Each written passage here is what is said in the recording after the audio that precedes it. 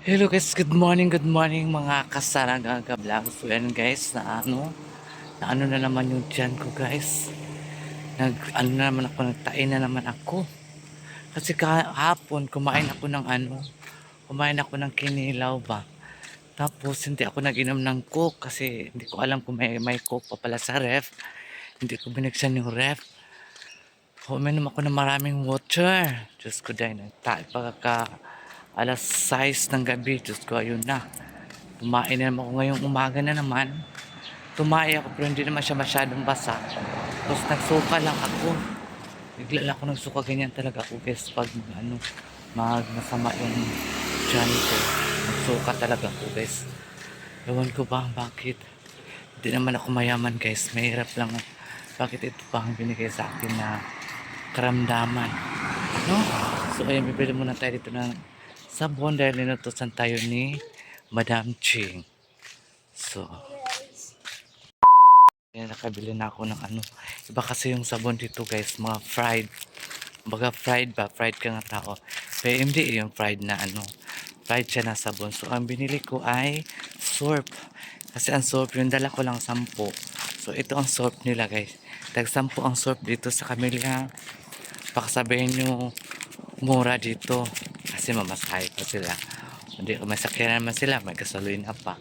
So, tag 8. Tapos yung fried nila, tag 10 pala ito. Tapos yung fried nila is 8. Tapos yung ano nila, Ariel ay tag 20. So, ibig sabihin yung isa, 10.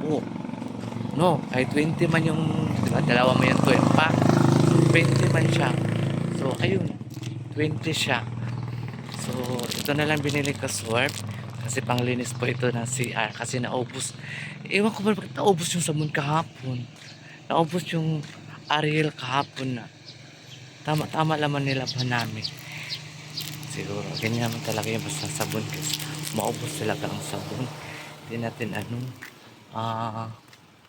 titipirin ang sabon. Maubos talaga yun ang maubos, no? So guys, i-pray nyo lang si Sarah Gaga na okay na ako guys. Na takot ako kasi nagsuka na naman ako guys. Sana, nag-inom naman ako ng si Flora. Saka yung gamit kong tubig, yung tinamit ko yung Gatorade na blue.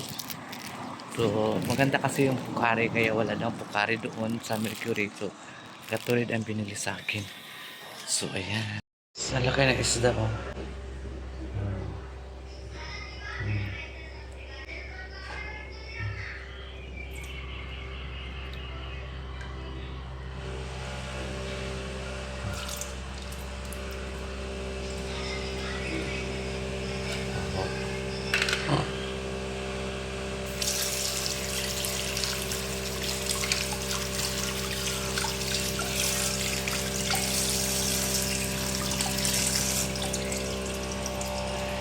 A few moments later. Hello guys, mayong gabi sa yung tanan. So ayan, maglaba ako sa damit ni Hello Kitty. Kasi siniba niya ako na maglaba daw ako ng damit niya kasi may ibibigay siya sa akin. So ayan.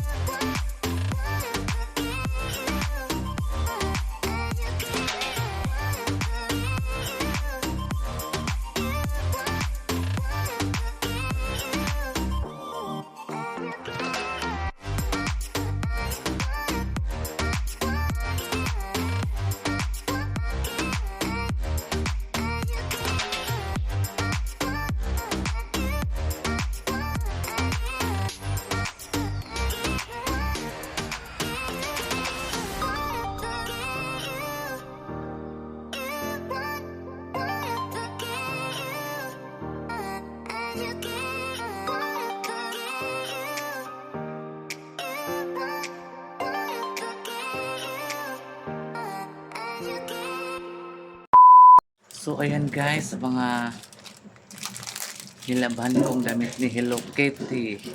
Ayan, umalis kasi si Hello Kitty guys. Umuwi na siya ng Davao kasi wala pang gamit yung anak niya sa school.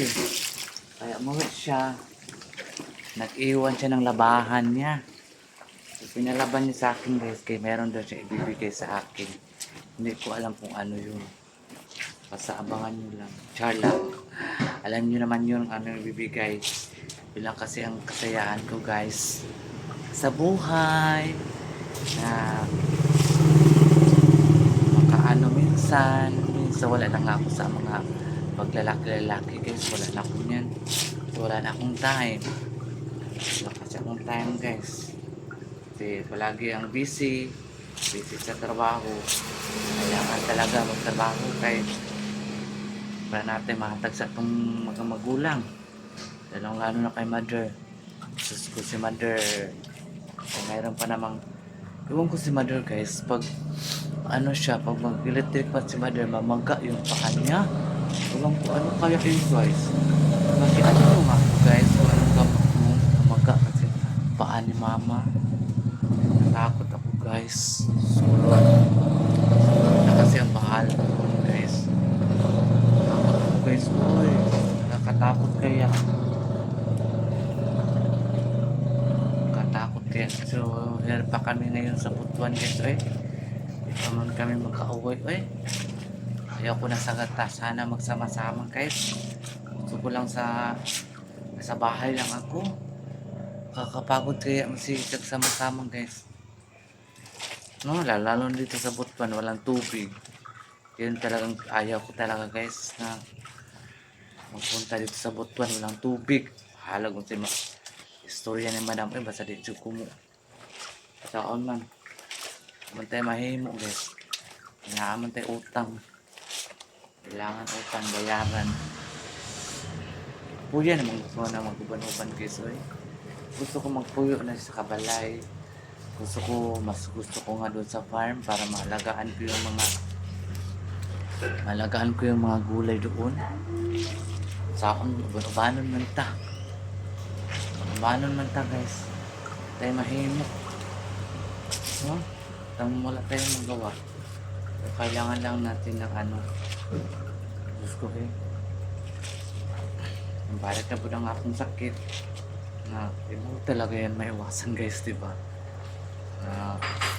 Siyempre masarap yung ano. Masarap yung kinilaw. Bising kain si bakla ng kinilaw. Wala namang cook. Yun, nadali si bakla. Nagtain na naman ako. Nagtain na naman ako guys. Ako naman ako. Kapera-pera. Buti na lang. Binilihan ako ni madam ng ano. Siflora. Dalawang siflora. Okay naman siya guys. Kaya lang kasi balik ang ano masakit yan. Balik-balik ang masakit yan guys. Balik-balik ang akong sakit sa temper. Wala naman ko naglibang. Balik-balik ang siya ang sakit. Murag ka ng ay magdagandagan ba. Inom ang pukuhan guys. Wala na, nangurot na akong isiflora doon ha. Ubus na siya. Yung nga sabi ko sa inyo naman. Balik-balik ang sakit sa kunti yan. Mambot nga nun. Nang feel ako kalibangon ko tapos matakot ako pag magutot ako guys. Kaya baka mamaya may dalang vitamin C.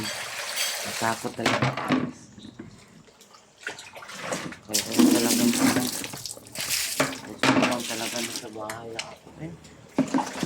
Pagod na biyahe guys. Pagod. Ito talaga pinakahaya ko dito yung walang tubig. Hindi ka makapagbanat ng linis. Walang tubig. Hindi makapaglaban ng maaga para matuyo.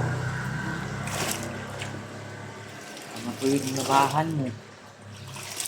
naman maglaban ng maaga na ilang angas. Kulang mo yung naipon na tubig. Hindi mo yan pwede na isampay mo lang nagbula-bula pa. Mabaho man. Kahit ano mo pa yan. Basta yung labahan mo magbula-bula pa. Mabaho talaga yung guys. Very important talaga dito ay tubig. Ayaw pa naman na madam yung mabaho yung damit niya. Mabaho talaga, ipaulit talaga sa'yo.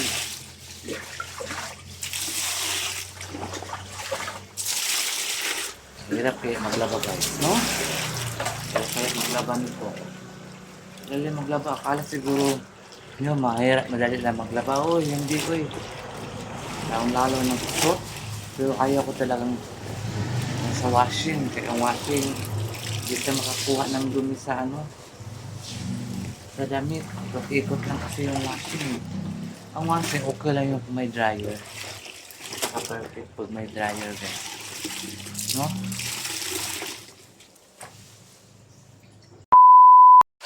Hindi ko lang alam guys kung nakarating na ngayon sila Hello Kitty sa Davao. Hindi ko lang alam kung ilang oras kaya mag-bus papunta ng Davao. Kasi kanina ano sila, mga alas ano na yun, 11 na yun nangali sila dito galing. Mga 11 na. So hindi ko alam kung nasa Davao na sila ngayon. No? Kapagod kayo mag-jeep guys. Ay mag-bus. Bus, diri o Davao. Siguro nasa mga ano yan. Nasa mga 9 hours. No?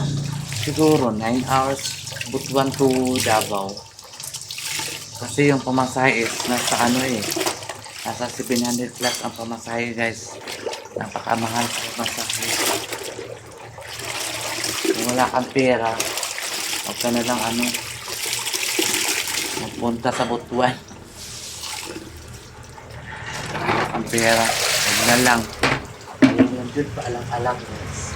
Wala kay kwarta. Grabe ng Butuan. Grabe ang Butuan guys. Dili lang gani kay ilang sabon. Pinakagamay 8 pesos. Ang ilang sabon din ang 8 pesos guys. Kuan pa dyan ng sabon. Pride. Pride ng sabon guys. Grabe ka mahal dili. Mahal kay diri ilang mga palitunon sulod sa kamilya. Siguro, pamasahian pa. Dili kung good kay. Namang good sila sa kyan. Mahalan din sila tinda guys. Ang ilang Ariel na cream pack is nasa 20. Same pa rin ba sa Davao guys? Guys ko lang hindi. Wala kasi dito yung ano. Dito sa Camellia wala silang tindang wings. Wala silang wings. Yun nga sinasabi ko sa inyo, fried lang. Fried ang ano nila dito, sabon. Fried na sabon na powder. At saka surf na powder. Yung surf naman nila guys, isa 10 pesos ang isa. The cheese. Ano ka?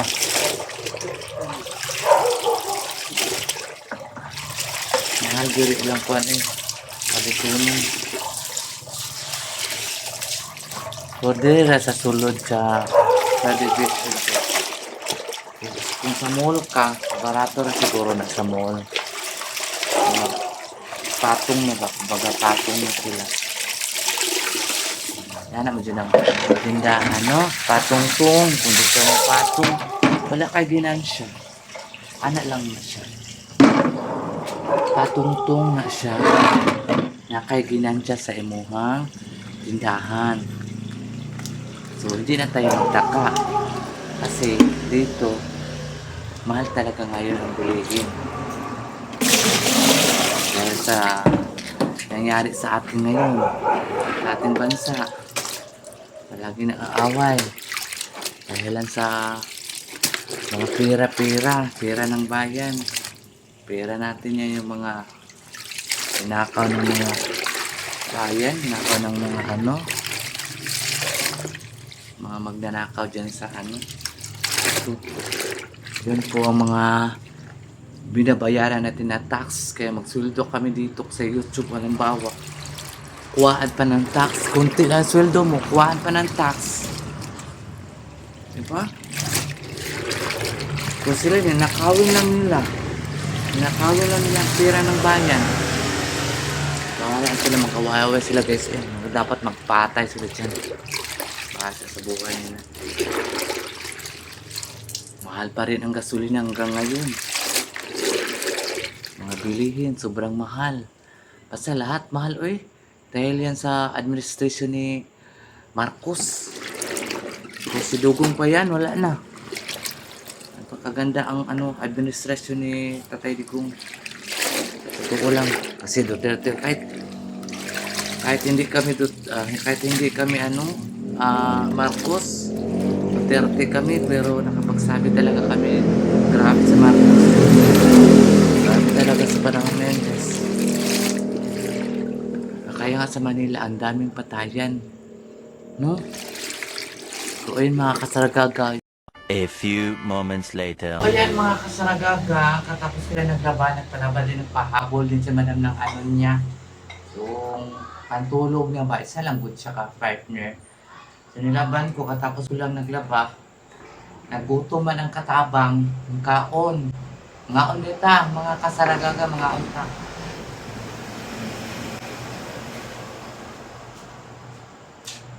Akong sunan kayo. Ito ang isda, pag-ibot nga gulay. Ano siya? Ngaon ta dali. Gutom ko guys, uy. Halo ko ba? Sige, magtain naman ako ngayon.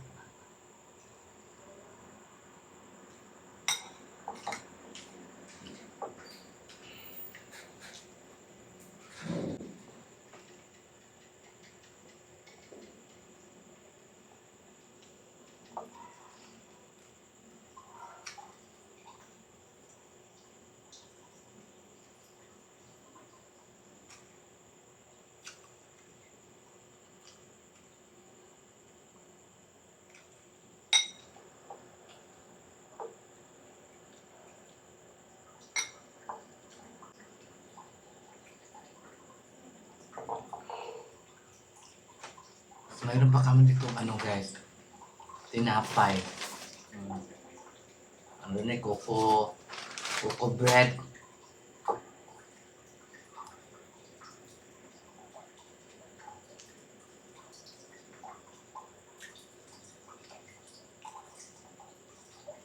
Minsan-minsan lang kumakain ng tinapay, pero hindi talaga ako mahilig sa mga ganyan guys.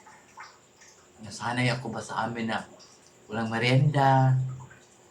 Walang merienda, may uso sa amin yung dati. Hindi uso yung merienda, ngayon lamang yan. May merienda ka sa mga taong mayaman.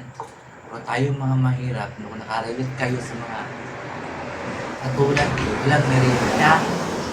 Mayaman kayo, magmerienda.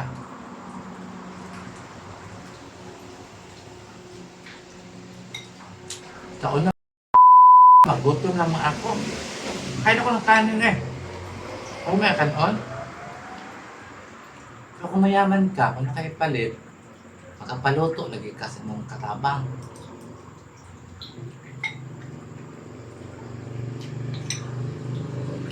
Anong problema ta?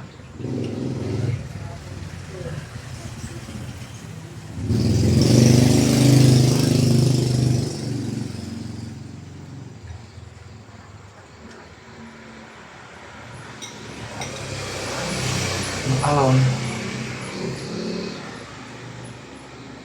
ang bot, karoon po na ginarte na akong tiyan guys. Suka kalibang ko. Kung di man ako mayaman, mahirap ako. Pero hindi siguro pinipili yung mga ganyan, no? Pantay lahat. Kung magtait-tait talaga kahit mayaman pa ka, mahirap, no? Siguro.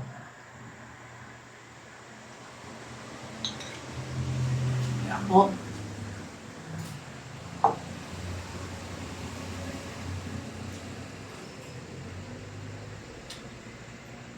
Sanay ako sa mga herbal-herbal. Kaya dito wala yung mga, yung parang ano ba, dahon na, kainin mo siya, mapait, tambal yan sa ano, sa magsakit ang tiyan mo. Wala mo yan dito parang, ano siya ba, dila-dila, sa Bisaya pa dila, kung sa Tagalog pa yan, tang-tang. Tang ba, ano ba, yung dahon niya na sobrang, ano, mapait talaga. Gamot talaga yun. Sa mga masakit ang tiyan, magtay-tai.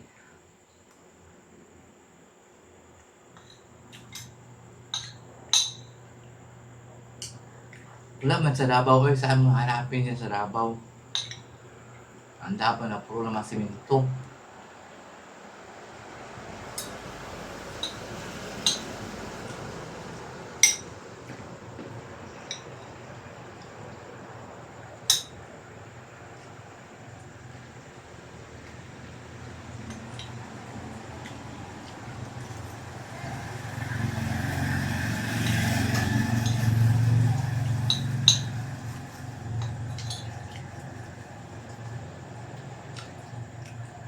Sa una, okay naman kaya ang dami ka makita ng mga gamot na mga dahon.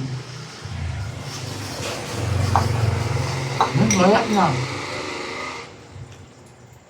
Ang maging mayaman na ngayon, mga mercury, mamahal pa. Pakagagaling sa ano, isang gamutan.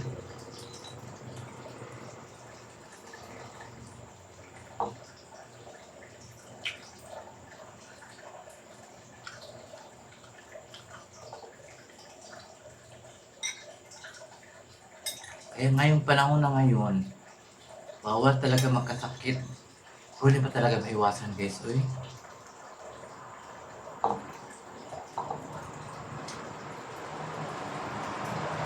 Magkasakit talaga. Sa akin, sobrang ingat ko na. Kaya yun nga, nagkaunang-una yung nagkasakit ako.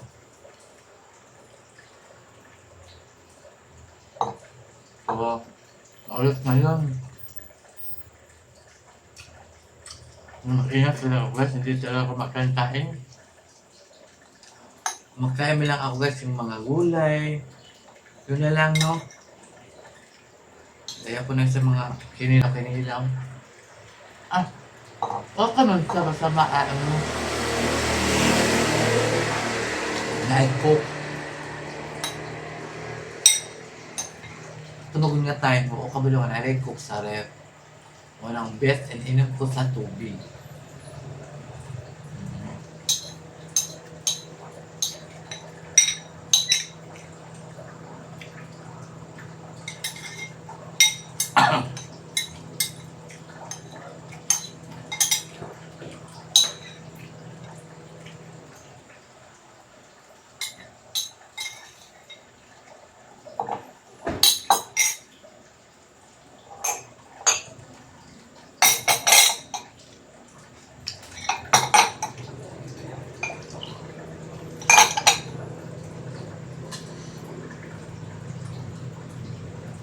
Dugay po sinapalit og coke. Ay, natukan ako.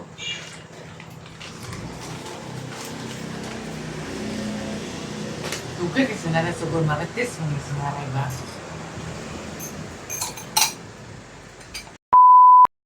So ayan mga kasaragagat, thank you so much sa inyong lahat. Sa inyong mga hindi nag-skip ng aking ads, yung nag-skip naman, maraming salamat pa rin sa inyong lahat guys. So ayan mga kaganapan ni Saragagay, yun nga pinalaba ako ni Hello Kitty ng labahan niya. Dahil si Hello Kitty umalis na, napunta siya ng Davao dahil wala pa yung kagamitan yung anak niya sa school. Kasi ngayong Lunes ay mag-start na ang klase. So wala pang uniform bakla. Yung anak niya, bilhin daw niya ng uniform. Kasi mag-ano na siya, grade 7. So pantalon na ano, slack, bakaki. Tapos polo. And then wala pa din mga notebook din daw. So pinayagan siya ni Madam Tutsi na mag-uwi ng Davao. Pero hindi ko alam kung babalik pa siya. Babalik talaga siya kasi mayroon pa siyang damit dito na naiwan. Kaya nga yung pinalaban ko tapos may naiwan siya itong bag, isang bag para ano siya, mayroon pa siyang babalikan dito guys. So, ayan mga kasaragaga, ang hinihiling ko lang sa inyo, please don't skip my ate Saragaga. Pagka-like and share kung hindi pa kayo updated sa aking mga vlog, please subscribe Saragaga Vlog. So, ayan ang mga ganap ni Saragaga. So, ayan guys, hindi pa na ako usam isa-isa kayo mag-chat out. Saka na pag may time ako mag-chat out kayo again and again sa inyong lahat dahil napakaganda ng mga comment niyo. Gusto ko mayroong pumasok na magbabasa sa akin. Kaya awayin ko talaga siya. Hindi ko talaga siya uurungan. Charot. Hindi naman ako ganun guys. Ipaglaban ko lang ang dapat ipaglaban, di ba? Kung mayroong nagbabasa sa'yo na hindi alam ng buhay mo, ipaglaban mo, di ba? Huwag na manahimik kayo. Hindi na uso ngayon ang tahimik guys, di ba? So ayan mga kasaragaga. Bye-bye and I love you so much.